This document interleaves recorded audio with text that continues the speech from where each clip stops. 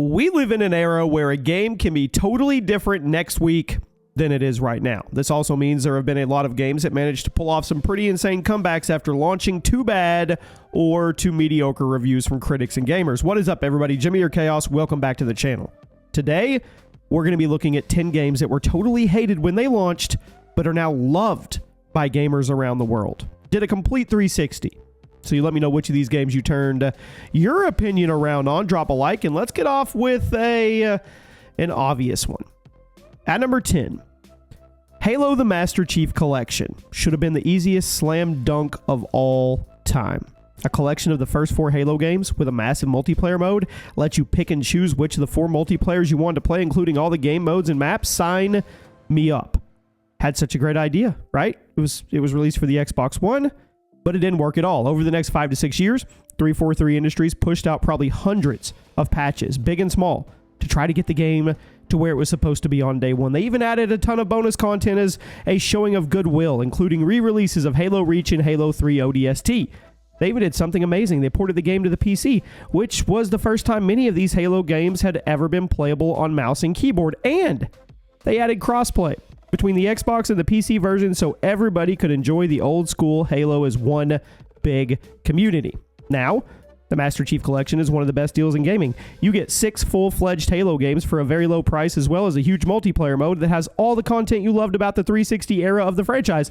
It's honestly crazy and mind-blowing how effectively Microsoft and 343 turned this around. It was one of the most hated games of all time because of how horribly it destroyed the amazing premise.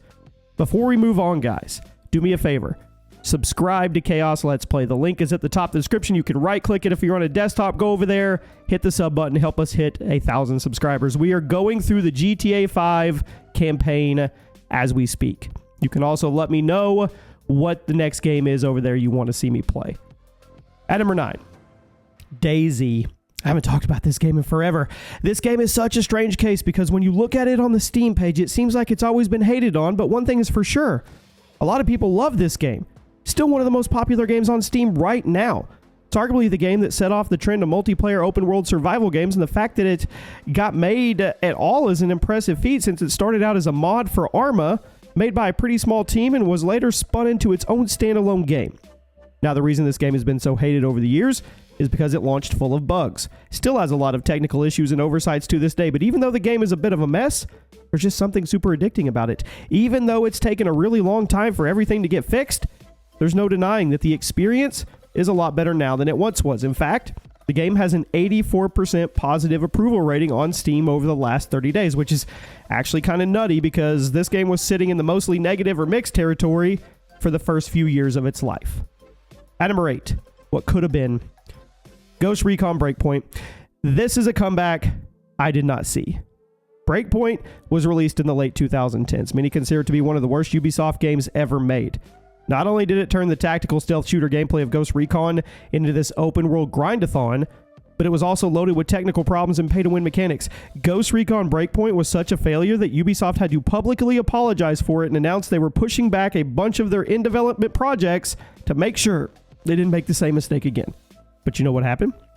Ghost Recon Breakpoint has actually fixed its problems, started developing a very healthy player base. In fact, if you go on the Steam page right now, it's sitting with a 79% positive approval rating over the last month. And according to the charts, there's several thousand people playing it at any given time, and that's just the PC version. So apparently, something's happening with Ghost Recon Breakpoint that's starting to shift public opinion. I haven't played it in a long time, so I couldn't tell you exactly what has been done to the game, but I am glad to see Ubisoft cleaning up their mess. And since we're talking about Ubisoft games, at number 7, For Honor. Now, this was a solid concept for what it was, but it took people a long time to really see the potential, and to the gamers' credit, that potential was being hindered by a bunch of bugs and design oversights on Ubisoft's part. For Honor is a multiplayer PvP game with a focus on melee combat. That's unique, and it lets you get into intense battles with awesome landscapes and huge melee weapons. Now, there's really nothing else like it on the market, but when it launched in 2016, it was widely dismissed because it had an abundance of technical issues and it didn't have any content.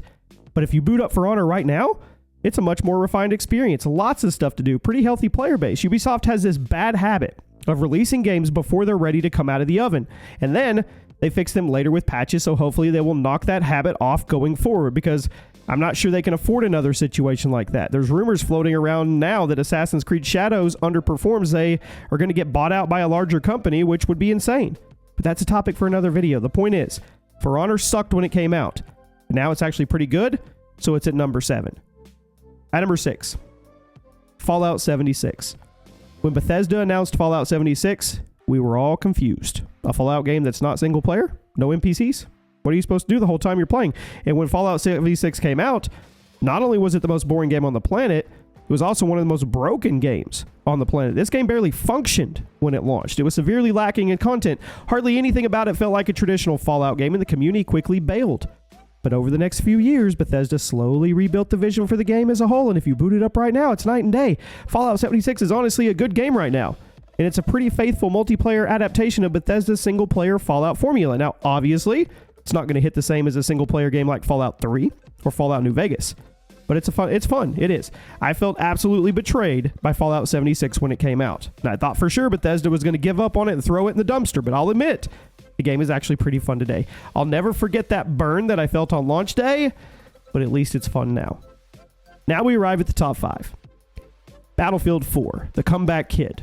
BF4 is the best game in the entire series if you ask me, so it's kind of insane that it has to be on this list. The game dropped in 2013, clearly rushed out the door ahead of schedule because it's not only missing content, but it was also completely bugged up, especially on PC. DICE and EA had to issue apology statements and offer a ton of free content to those who bought the broken version of the game while they tried to figure out what was going on so they could fix it for several years. Battlefield 4 is now an absolute masterpiece. All the game-breaking bugs, gone. Tons of extra maps, weapons, been added for free or for dirt cheap, and it's now arguably the best and most feature-complete and immersive Battlefield game to date. There's a reason why most Battlefield fans basically use BF4 as a blueprint for what they want the future of the series to be. I mean, whenever people talk about their wish list for Battlefield 2025, they basically say, give us Battlefield 4 again, complete and finished. But this game started out as a complete dumpster fire, which is kind of crazy. You could honestly argue this is where the launch it broken and fix it later trend started, because this game dropped all the way back in 2013, and clearly the efforts of EA and DICE paid off because of how beloved the game is now. So what do you think? Do you think it's all BF4's fault, or do you think this was just a one-off instance? You let me know in the comments. At number 4, Rainbow Six Siege. Ubisoft used to reliably release super misleading gameplay trailers for their games, the most notable being Watch Dogs. I still remember all the discussion online when Rainbow Six Siege came out regarding how downgraded it was from the initial gameplay reveal trailer. It was a huge pivot for the franchise, shifted from tactical single-player shooter to a 5v5 competitive experience. When Siege came out, a lot of people were pissed. They were let down by the lack of content, the large price tag, and the obvious downgrades from the initial trailer. Several gameplay features were missing, and the graphics, they were worse. But as time went on, Rainbow Six Siege was updated once, twice, over and over again until Ubisoft built it up to be one of the most popular PvP shooters on the planet, to the point it's almost 10 years old and still going. No replacement game in sight. Rainbow Six is reportedly one of Ubisoft's most profitable projects ever, and you never would have expected that to happen after the launch. I know. The game has a lot of problems today, and the community certainly has their concerns about where things are going with the balance and the character design, but there's no denying that it belongs on this list today. Conversation around this game was almost entirely negative when it launched, and yet here we are, 10 years later, absolutely killing it with active players. At number 3, Counter-Strike 2. The long, long-awaited sequel to CSGO definitely did not get off to a solid start. On one hand, it was nice to have this huge update to Counter-Strike since CSGO was a decade old at the time. On the other hand, Valve definitely could have done a few things differently. For starters, Counter-Strike 2 actually replaced Counter-Strike Go on Steam, meaning you literally couldn't play Go once CS2 came out, which did not start things off on the right foot. On top of that, Counter-Strike 2 had technical issues at launch. Really frustrated the community because this now meant there was no options for Counter-Strike players until Valve fixed what was wrong with the game. I mean, you could go back and play CS Source or CS 1.6.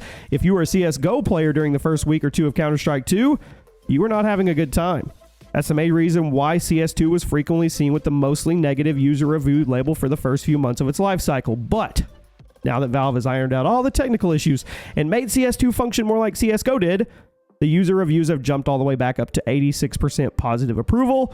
And once again, one of the most popular games on Steam. Boasts over 1 million concurrent players at the time I'm making this video, so I think it's safe to say Valve saved it.